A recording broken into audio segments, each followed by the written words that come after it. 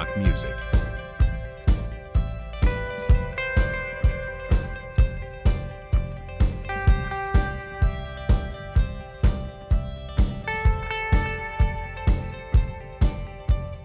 Shutterstock Music.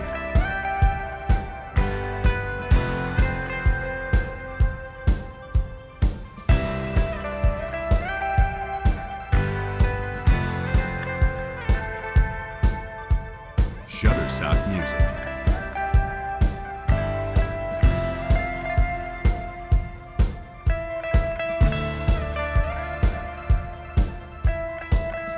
Team of academic staff of the University of Rwanda-College of Education, composed of Dr. Vincent Manirakiza, Dr. Dan Imaniriho, Dr. Innocent Muhire, Mrs. Delphine Mukingambeho, and Mr. Mahsen Nyirishema, has conducted a research project that resulted from the initial call for research grant made by the Leaders in Teaching Initiative, LEAD, funded by the MasterCard Foundation and implemented in partnership with the University of Rwanda-College of Education. LEAD aims at building the capacity of URCE academic staff, including the strengthening of their research skills. We were blessed to meet with some members of the team for a short interview. The purpose of our interaction was to know something about the research output. Dr. Manirakiza is the principal investigator, while Mrs. Delphine Mukingambeho and Mr. Mahsen Nyirishema are researchers. The study is entitled Application of a Competence-Based Approach in Teaching Geography in Secondary Schools, Practices, Challenges, and Perspectives. The project was founded by MasterCard Foundation in collaboration with URC through the program of LEAD, which is Leaders in Teaching Initiative. The context of the study is that current education trend is to connect learning with society needs. That is why since 2015, Rwandan secondary education is implementing competence-based curriculum to produce more skillful human resources capable to contribute to the development of the Rwanda. And competence-based approach requires pedagogical, technical, and managerial aspects, but challenges have been reported by different researchers that mentioned that there are still need to be improved in CBC application. So that is why we have conducted this research to evaluate, first of all, the preparedness of the teachers in applying CBC, the relevance and the suitability of geography teaching aids and teaching methods applied in secondary schools, to assess the knowledge and competencies acquired by students, and then to really identify the challenges and suggest the way forward. This research also found that most of geography teachers in upper secondary schools have required qualification and experience, but do not receive enough pre- and in-service trainings to help them effectively approach, which is English. Thank you. Thank you, Doctor, for the updates provided. Now let us hear from Mrs. Delphine. Can you please brief us on the research methods you used in your study? Thank you. The study follows a quantitative cross-sectional design.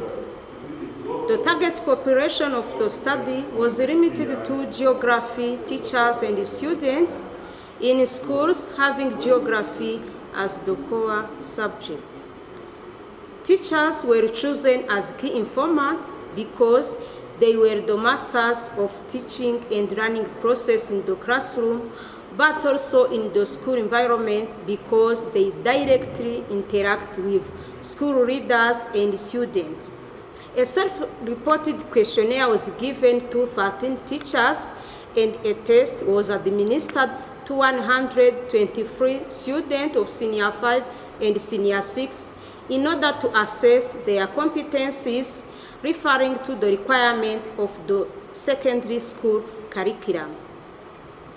Students were assessed on what they have learned in physical, human, and economic geography when they were in Senior 5 and Senior 4.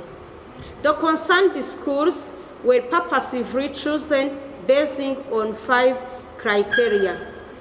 Schools offering a combination that includes geography as one of the major subjects, private and public schools, boarding and day public secondary schools, rural, urban, and semi-urban schools, and their distribution across provinces and the city of Kigali.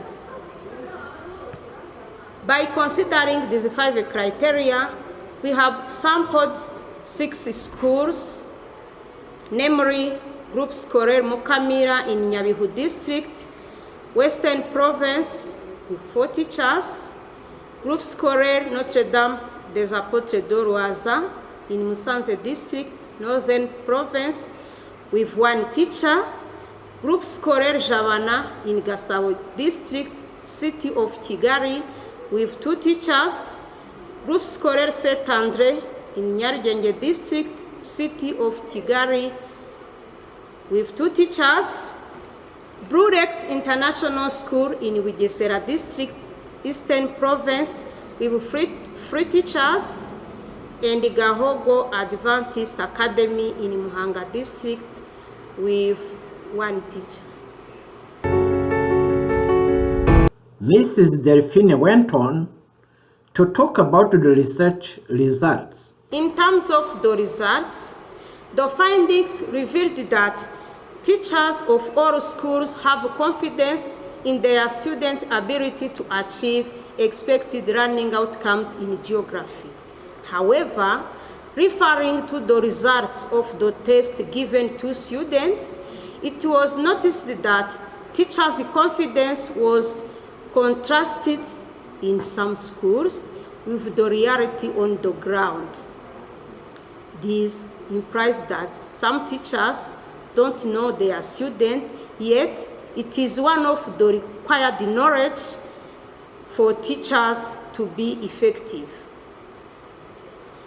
Therefore, there is a need to raise teachers' awareness about their student achievement ability through continuous training, and much effort should be invested in student learning to maximize CBC learning outcomes for all schools. Thank you. Thank you, Mrs. Delphine. Mr. Mahsen, do you have something to tell about the research findings as far as learners' competencies are concerned?